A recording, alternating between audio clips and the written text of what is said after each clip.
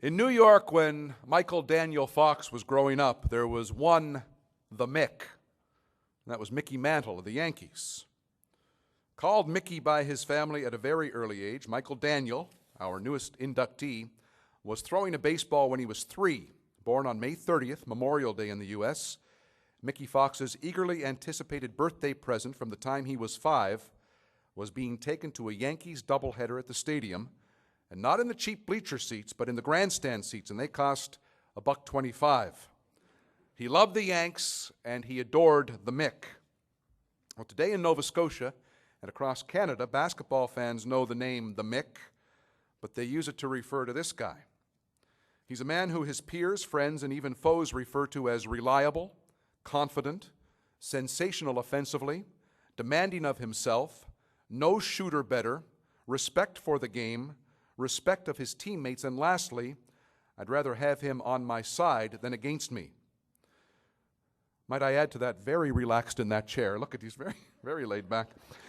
You'll hear some of these words again and again as we introduce one of the greatest players seen on a local court, a winner because of his drive and enthusiasm for the game, and a man who has taken that winning attitude into the Halifax community he adopted as his home soon after graduating from St. Mary's University.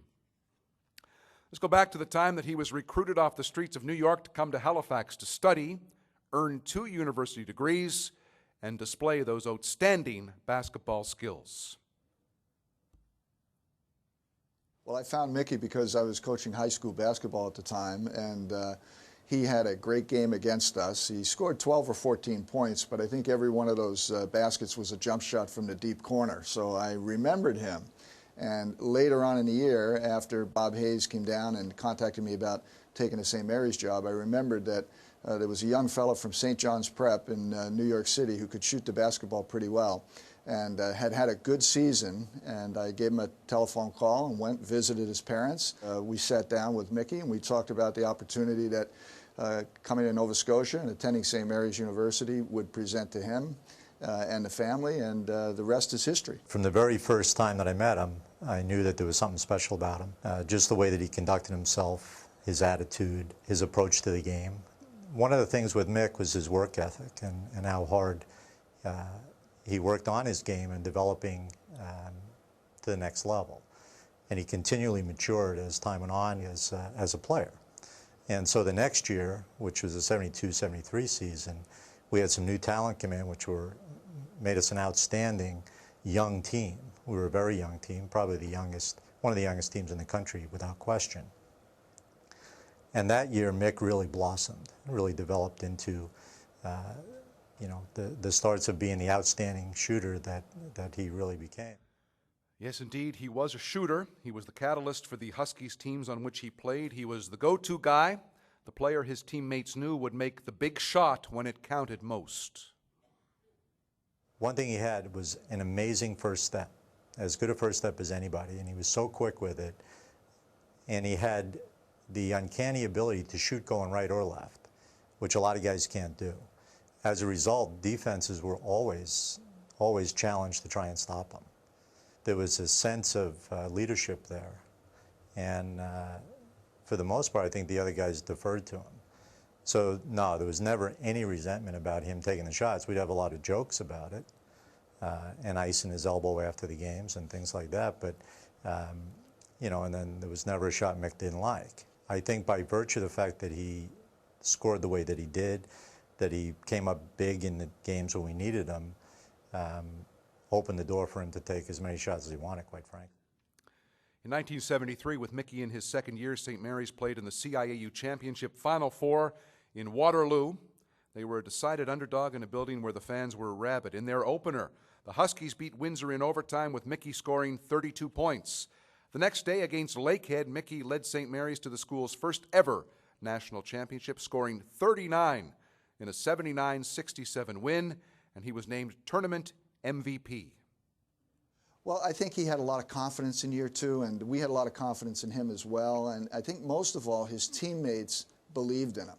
So, you know, sometimes an athlete can believe in themselves, and that takes you so far. But when you believe in yourself to the degree that Mickey had confidence in himself and his game, and your teammates believe in you too, then things really start to happen that are quite magical on a basketball floor. We could put the basketball in his hands at crunch time and time again in big games, and Mickey was able to deliver, and that's where his reputation really started to grow in that national championship season, which was his sophomore year. He always scored over 30 points for us in the big-time games. Really, there was no team in the country that was ever able to shut him down. He was a delight to coach from that point of view because he was so reliable when the pressure was on.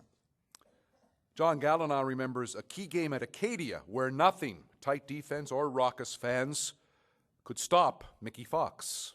For me, one of the most memorable wins was beating Acadia at Acadia and winning the AUA championship. That was probably the most physical game that I think we ever played. We went in there, and the fans, it was packed to the rafters. They were three-time defending champs. They were an older, more mature team, but it was a very, very physical game. Even the fans, you know, they're kicking us when we're trying to take the ball out of bounds, spitting at guys. It was loud. I remember Coach Heaney, you know, would be yelling at the top of his lungs to try and communicate to us in a huddle. I mean, that's how loud it was. And in that game, Acadia did absolutely everything they could to try and stop Mick. You know, just the clutching, grabbing, trying to double team him. There was everything. And he killed him. He had 29. And there was nothing they could do to stop him. The next year, Mickey led St. Mary's back to the Nationals, this time in Guelph. They lost that game in the final seconds, with Mickey sitting on the bench after scoring 28. He fouled out for the first time in his CIS career, and he would foul out only once more in his final 3 years. He graduated in '75, remained in Halifax to work, but decided to return to school in '78 to get an education degree, and Heaney was thrilled to have Mickey back, added to a roster that was poised to make another championship run. Current Huskies basketball coach Ross Quackenbush was also part of that team. And as a player, he was very, very competitive, very intense, very demanding of himself, very demanding of others, very confident. You know, I love playing with Mickey. A lot of people would wonder why, because he does shoot the basketball a lot. But, you know, him so doing opens up opportunities for everybody else. Him so doing wins games. I know from experience the best way to win championships is to have good teammates and stay out of their way. And so when you got a guy like Mick, I'd rather have him on my side than against me. I've been on both sides. I'd rather play with him. And he plays hard all the time. In the national final that year in Calgary, St. Mary's played Victoria. Let us take a look now at Mickey in action from the CBC TV coverage. Halifax's Doug Saunders again doing play-by-play. Canada's national team coach Jack Donahue doing color. From Forest Hills, New York, the incomparable Mickey Fox, number 13. And the ref of the St. Mary's Huskies, assistant coach Jim Collins, Willie Follett, and your head coach, Mr. Brian Heaney. It's going to be Mickey Fox going to the foul line. Foul against number 11, Ian Hidlay, for Victoria.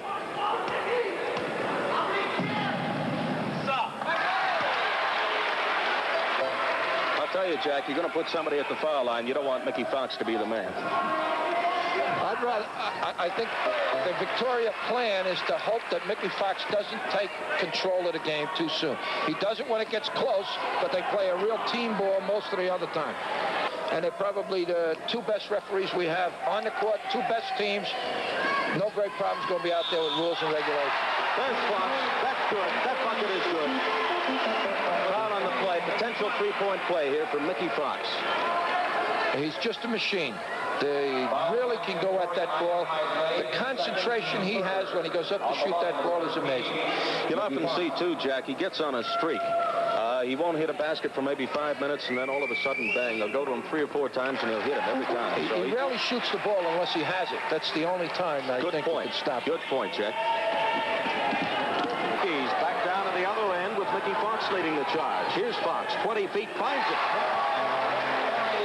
Mickey Fox is a machine. This is Mickey Fox, the outstanding guard for St. Mary's. Did you think it was going to be this close? Because it's a pretty tight ball game. Well, it's a close ball game. We got off to a good start and started to hit a couple of hoops, and maybe I got a little carried away and tried to do too much.